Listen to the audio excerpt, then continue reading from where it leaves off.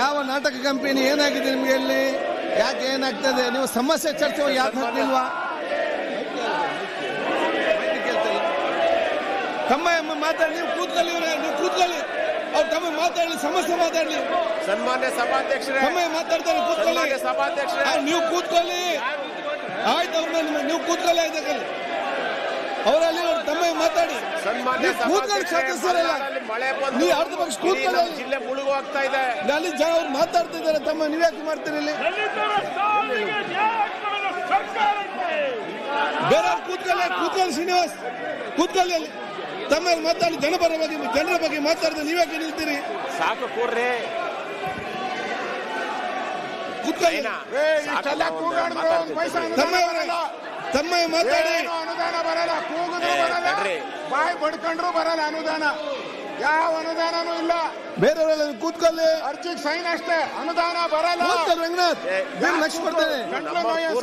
ಕೂತ್ಕೊಳ್ಳಿ, ಮಾತಾಡ್ತಾರೆ. ನಿಮ್ಮ ಸದಸ್ಯರು ಮಾತಾಡ್ತಾರೆ, ನೀವ್ ಯಾಕೆ ಅಡ್ಡಿಪಡಿಸ್ತೀರಿ? ಆಡಳಿತ ಪಕ್ಷ ಸದಸ್ಯರು ನೀವು ಅವ್ರ ವಿರುದ್ಧ ಮಾಡ್ತಾರೆ. ನೀವೇ ನಿಮ್ಗೇನಾಗಿದೆ?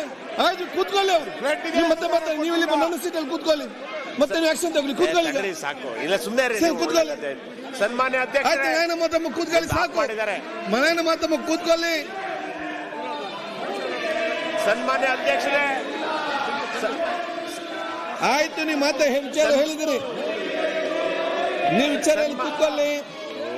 ಎಲ್ಲ ಆಡಳಿತ ಪಕ್ಷ ಸದಸ್ಯರು ಕಿವಿಗೆ ಇಯರ್ಫೋನ್ ಹಾಕಿ. ಸನ್ಮಾನ್ಯ ಅಧ್ಯಕ್ಷರೇ, ಆವಾಗ ನಿಮ್ಗೆ ಇವರ ಮಾತು ಕೇಳುದಿಲ್ಲ, ನಿಮ್ಮ ಸದಸ್ಯರ ಮಾತು ಮಾತ್ರ ಕೇಳ್ತದೆ. ನೀವು ಏನೋ ಇಯರ್ಫೋನ್ ಹಾಕಿಲ್ಲ ತಲೆ. ಎಲ್ಲ ಇಯರ್ಫೋನ್ ಹಾಕಿ ಅಲ್ಲಿ ಸದಸ್ಯರೆಲ್ಲ ಎಲ್ಲ ಇಯರ್ಫೋನ್ ಹಾಕಲಿ. ಬಿಡ್ತಾರೆ ಇಲ್ಲ.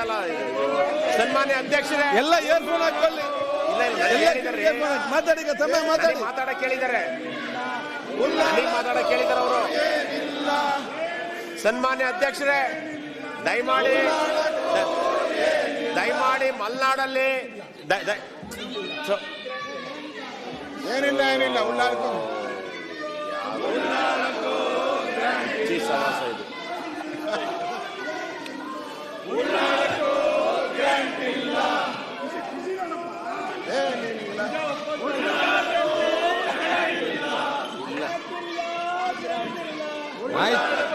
ಈಗ ಎಲ್ಲರೂ ಮಾತಾಡ್ಬೇಕಾ? ನೀವು ಒಬ್ಬರೇ ಮಾತಾಡ್ಬೇಕಾ? ಆಯ್ತು, ಅವ್ರಿಗೆ ತಮ್ಮ ಮಾತಾಡ್ಲಿ. ತುಂಬಾ ಸದಸ್ಯರು ಮಾತಾಡ್ಲಿಕ್ಕೆ ತಮ್ಮ ಮಾತಾಡಿ. ಈಗ ಸನ್ಮಾನ್ಯ ಅಧ್ಯಕ್ಷರೇ, ದಯಮಾಡಿ ಇವತ್ತು ಕಳೆದ ಒಂದು ವಾರದಿಂದ ಚಿಕ್ಕಮಗಳೂರು ಜಿಲ್ಲೆಯಲ್ಲಿ ಅತಿ ಹೆಚ್ಚು ಮಳೆಯಾಗಿ ಇವತ್ತು ರಸ್ತೆಗಳೆಲ್ಲ ಕುಸಿದಿದ್ದಾವೆ, ಯಾವುದು ಓಡಾಡಕ್ ದಾರಿ ಇಲ್ಲ.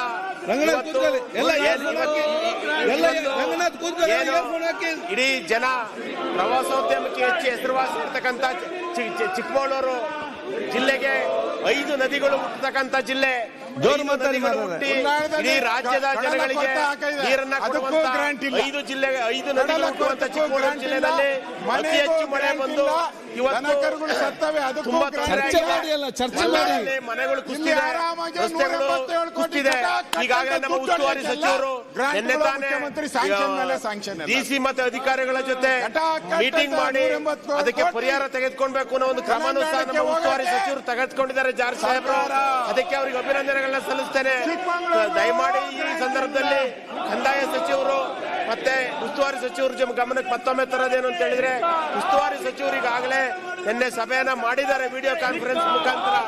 ತಕ್ಷಣ ಏನು ನಮ್ಮ ಭಾಗದಲ್ಲಿ ಮಲೆನಾಡಲ್ಲಿ ಮಳೆಯಿಂದ ರಸ್ತೆಗಳು ಕುಸಿದಿದ್ದಾವೆ, ಮನೆಗಳು ಕುಸಿದಿದ್ದಾವೆ, ಅದಕ್ಕೆ ತಕ್ಷಣ ರಸ್ತೆಗಳಿಗೆ ಹಣ ಮೀಸಲಿಟ್ಟು ರಸ್ತೆಗಳನ್ನ ದುರಸ್ತಿ ಪಡಿಸಬೇಕು. ಇಡೀ ರಾಜ್ಯದಿಂದ ಅತಿ ಹೆಚ್ಚು ಜನ ಪ್ರವಾಸೋದ್ಯಮಕ್ಕೆ ಚಿಕ್ಕಮಗಳೂರು ಜಿಲ್ಲೆಗೆ ಬರ್ತಾ ಇದ್ದಾರೆ. ಆದ್ರೆ ಇವತ್ತು 2-3 ರಸ್ತೆಗಳನ್ನ ಓಡಾಡ್ಲಿಕ್ಕೆ ವೆಹಿಕಲ್ ನ ಬ್ಯಾನ್ ಮಾಡಿದ್ದಾರೆ. ಅದಕ್ಕೆ ಕಾರಣ ಹೆಚ್ಚು ಮಳೆ ಆಗಿರ್ತಕ್ಕಂಥದ್ದು. ನಮಗೆ ಹೆಚ್ಚು ಮಳೆ ಆದ್ರೆ ಮಾತ್ರ ರಾಜ್ಯದ ಎಲ್ಲಾ ಭಾಗಕ್ಕೂ ನೀರು ಹೋಗೋದು ಅನ್ನೋದನ್ನ ದಯಮಾಡಿ ನಮ್ಮ ಬಿಜೆಪಿ ಸ್ನೇಹಿತರು ಅರ್ತ್ಕೊಬೇಕು ಅಂತ ಹೇಳಿ ಈ ಮಳೆಗಾಲದ ಅಧಿವೇಶನದಲ್ಲಿ ಹೆಚ್ಚು ಮಳೆ ಬಂದಿರುವ ಸಂದರ್ಭದಲ್ಲಿ ಅದರ ಬಗ್ಗೆ ಹೆಚ್ಚು ಚರ್ಚೆ ಮಾಡಬೇಕು ಅಂತ ಹೇಳಿ ನಾನು ಬಿಜೆಪಿ ಸದಸ್ಯರು ಮತ್ತು ನಾಯಕರುಗಳಲ್ಲಿ ಮನವಿ ಮಾಡ್ತೇನೆ. ಇದು ತುರ್ತು. ಯಾಕೆಂದ್ರೆ ಮಳೆಗಾಲದ ಉದ್ದೇಶನೇ ಮಳೆಗಾಲದಲ್ಲಿ ಆಗಿರ್ತಕ್ಕಂಥ ಹಾನಿಗಳ ಬಗ್ಗೆ ಚರ್ಚೆ ಆಗಬೇಕು ಅಂತ ಮಳೆಗಾಲದ ಅಧಿವೇಶನವನ್ನು ನಡೆಸೋದು. ಹೆಚ್ಚು ಮಳೆ ಆಗಿರುವಂತ ಪ್ರದೇಶದ ಚರ್ಚೆಗೆ ಅವಕಾಶ ಕೊಡದಲ್ಲೇ ಸಮಯನ ವ್ಯರ್ಥ ಮಾಡ್ತಿರೋದು ನಿಜವಾಗ್ಲೂ ಖಂಡನೀಯ ಅಂತ ಹೇಳ್ತಾ ಕೂಡಲೇ ನಮ್ಮ ಮಳೆ ಹೆಚ್ಚು ಬಂದಿರೋ ಪ್ರದೇಶಗಳಿಗೆ ಪ್ರದೇಶ ಮಂತ್ರಿಗಳು ಭೇಟಿ ಕೊಟ್ಟು ಹಾನಿನ ದುರಸ್ತಿಗೊಳಿಸಬೇಕಂತ ಭೀಮನಾಯಕ್ ದಲಿತರ ಸಾವಿಗೆ ನ್ಯಾಯ ಕೊಡದ ಕಾಂಗ್ರೆಸ್ ಸರ್ಕಾರಕ್ಕೆ ಜೋರ್ ಮಾತಾಡಿ. ಸಂದರ್ಭದಲ್ಲಿ ನಮ್ಮ ಕರಾವಳಿ ಭಾಗದಲ್ಲಿ ಕೂಡ ಸಾಕಷ್ಟು ಮಳೆ ಆಗಿದೆ. ಈಗ ಬಹಳಷ್ಟು ಅನಾಹುತ ಆಗಿರುವಂತಹದ್ದು. ಇಂಥ ಸಂದರ್ಭದಲ್ಲಿ ಗೌರವಿತ ಸದಸ್ಯರು ಎಲ್ಲರೂ ರೈತರ ಪರವಾಗಿರುವಂತಹದ್ದು, ಜನಸಾಮಾನ್ಯರ ಪರವಾಗಿರುವಂತಹದ್ದು, ನೂರಾರು ಮನೆಗಳು ಬಿದ್ದು ಅನಾಹುತಕ್ಕಾಗಿ ಒಳಪಟ್ಟಿರ್ತಕ್ಕಂಥ ವ್ಯಕ್ತಿಗಳಿಗೆ ರಕ್ಷಣೆ ಕೊಡೋದು ಬಿಟ್ಟು ಇಲ್ಲಿ ಸ್ಟ್ರೈಕ್ ಮಾಡ್ತಾರಲ್ಲ, ಇದು ಇಡೀ ರಾಜ್ಯದ ಜನರಿಗೆ ಶೋಭೆ ತರ್ತಕ್ಕಂಥ ಕೆಲಸ ಮಾಡ್ತಾ ಇದ್ದಾರೆ. ಆದ್ರೆ ಬಿಟ್ಟು ರೈತರ ಬಗ್ಗೆ, ಜನಸಾಮಾನ್ಯರ ಬಗ್ಗೆ ಕರಾವಳಿ ಭಾಗದಲ್ಲಿ ನೂರಾರು ಮನೆಗಳು ಹೋಗಿದಾವೆ. ಇವತ್ತು ಮಳೆ ಬಂದ್ರು ನ್ಯಾಷನಲ್ ಹೈವೇ ಗುಡ್ಡ ಕೊರದಿಂದ, ಟ್ಯಾಂಕ್ಗಳ ಕೊರದಿಂದ ಅದ್ರ ಬಗ್ಗೆ ಚರ್ಚೆಯನ್ನು ಮಾಡೋದ್ಬಿಟ್ಟು ಈ ರೀತಿ ಮಾಡ್ತಾ ಇದಾರಲ್ಲ ಸ್ವಾಮಿ, ಇದನ್ನು ಬಿಡಿ, ಚರ್ಚೆಯನ್ನು ಮಾಡಿ. ಇವತ್ತೇನು ಮಳೆ ಹೆಚ್ಚು ಆಗಿದೆಯೋ ಅದಕ್ಕೆ ನ್ಯಾಯ ಕೊಡುವಲ್ಲಿ ತಾವೆಲ್ಲರೂ ಕೂಡ ಸಹಕರಿಸಿದಂತ ವಿನಂತಿಯನ್ನ ಮಾಡ್ಕೊಳ್ಳಕ್ಕೆ ಬಯಸ್ತೀನಿ. ಅದೇ ರೀತಿ ನಮ್ಮ ಜಿಲ್ಲೆಯಲ್ಲೂ ಕೂಡ ಸಾಕಷ್ಟು ಅನಾಹುತ ಆಗಿರುವಂತಹದ್ದು, ರಾಷ್ಟ್ರೀಯ ಹೆದ್ದಾರಿಗಳು ಕುಸಿದಿರುವಂತಹದ್ದು, ಯಾವುದೇ ಸಂಪರ್ಕಗಳು ಆಗದಿರುವಂತಹದ್ದು, ಗ್ರಾಮೀಣ ಭಾಗದ ರಸ್ತೆಗಳು ಎಲ್ಲವೂ ಕೂಡ ಅನಾಹುತ ಆಗಿರುವಂತಹದ್ದು. ಹೀಗಾಗಿ ಎಲ್ಲ ರಸ್ತೆಗಳಿಗೆ ಮತ್ತು ರಾಷ್ಟ್ರೀಯ ಹೆದ್ದಾರಿಗಳನ್ನ ಆದಷ್ಟು ಬೇಗ ಸರಿಪಡಿಸಿಕೊಡೋದ್ರ ಮುಖಾಂತರ ಆ ಭಾಗದ ವಾಹನಗಳಿಗೆ, ಜನಗಳಿಗೆ ವ್ಯವಸ್ಥೆಯನ್ನು ಮಾಡಿಕೊಡ್ಬೇಕು ಅಂತ ವಿನಂತಿಯನ್ನು ಮಾಡ್ಕೊಳ್ಳಕ್ಕೆ ಬಯಸ್ತೀನಿ. ಅದೇ ರೀತಿ ಆ ಭಾಗದ ರೈತರು ಇರಬಹುದು, ತೋಟಗಾರ ಇರಬಹುದು, ಇವತ್ತು ಅಡಿಕೆ ಕೊಳೆ ಬಂದು ಸಾವಿರಾರು ಎಕರೆ ಇವತ್ತು ಹಾಳಾಗಿರುವಂತದನ್ನ ಇವತ್ತು ನಾವು ನೋಡ್ತಾ ಇದ್ದೀವಿ. ನಾವು ಅನೇಕ ರೈತರ ಜಮೀನು ನೆರೆ ಬಂದು ಮುಚ್ಚಿ ಹೋಗಿರುವಂತದನ್ನ ನೋಡ್ತಾ ಇದ್ದೀವಿ ನಾವು. ಹೀಗೆ ಇಂಥ ಸಂದರ್ಭದಲ್ಲಿ ಎಲ್ಲಾ ಗೌರವಿತ ಸದಸ್ಯರು ಇದರ ಸರಿಯಾದ ರೀತಿಯಲ್ಲಿ ಚರ್ಚೆಯನ್ನು ಮಾಡೋದ್ರ ಮುಖಾಂತರ ರಾಜ್ಯದಲ್ಲಿ ಏನು ಹೆಚ್ಚುವರಿ ಮಳೆ ಆಗಿದೆಯೋ, ಎಷ್ಟು ಅನಾಹುತ ಆಗಿದೆಯೋ ಅದಕ್ಕೆ ಸರಿಯಾದ ರೀತಿಯ ರಕ್ಷಣೆಯನ್ನು ಕೊಡ್ತಕ್ಕಂಥ ಸದಸ್ಯರು ನಾವು ಆಗಬೇಕು ಹೊರತು ಇಂಥ ಒಂದು ಸದನ, ಅಂತ ಒಂದು ವ್ಯವಸ್ಥೆ ಮಾಡ್ತಕ್ಕಂಥ ಸದನ ಇದೆಯೋ ಇದರಲ್ಲಿ ಇಲ್ಲ ಸಲ್ಲದ ಮಾತನ್ನ ಹೇಳೋದ್ರ ಮುಖಾಂತರ ಕಾಲಹರಣ ಮಾಡ್ತಕ್ಕಂಥ ಬಿಜೆಪಿಯವರನ್ನ ತಾವು ದಯವಿಟ್ಟು ಹೊರಗೆ ಹಾಕಿ ಸದನವನ್ನು ನಡೆಸೋದಕ್ಕೆ ಅವಕಾಶ ಮಾಡಿಕೊಡ್ಬೇಕು ಅಂತ ವಿನಂತಿಯನ್ನು ಮಾಡ್ಕೊಳ್ಳಿ ಬರ್ತೀನಿ. ಮಾನ್ಯ ಅಧ್ಯಕ್ಷರು ಮಾಲೂರ್ ನಂಜೇಗೌಡ್ರು, ಮಾಲೂರ್ ಮಾತಾಡ್ತಿಲ್ಲ, ತರೀಕೆರೆ ನೆಕ್ಸ್ಟ್ ಮಾತಾಡ್ತೀರಾ ಮಾತಾಡಿ. ಎಲ್ಲ ಕಿವಿಗೆ ಇಯರ್ಫೋನ್ ಹಾಕಿ, ಎಲ್ಲ ಇಯರ್ಫೋನ್ ಹಾಕಿ ಕಿವಿಗೆ. ಅಧ್ಯಕ್ಷ ಎಲ್ಲ ಇಯರ್ಫೋನ್ ಹಾಕಿ. ನಮಗೆ ಒಂದು ಅಧಿವೇಶನದ ಅವಕಾಶ ಮಾಡಿಕೊಟ್ಟಿದ್ದಾರೆ.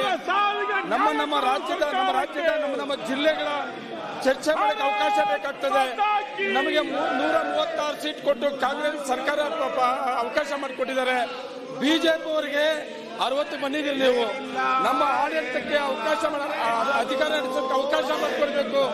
ನೀವೇನು ಇಲ್ಲದೆ ಬರೀ ಒಂದು ವಿಷಯದಲ್ಲಿ 4 ದಿವಸ ಇಂಥ ಒಂದು ಅವಕಾಶವನ್ನು ನೀವು ವಂಚಿತರಾಗಿ ಮಾಡಿದ್ರೆ ನಮ್ಗೆಲ್ಲ ರಾಜ್ಯದ ಜನತೆ ನೀವು ಶ್ರಮಿಸೋದಿಲ್ಲ. ಅಧ್ಯಕ್ಷರೇ, ದಯವಿಟ್ಟು ನಾವು ರಾಜ್ಯದ ಬಗ್ಗೆ, ನಮ್ಮ ಚರ್ಚೆ ಮಾಡೋದಕ್ಕೆ ಇವ್ರು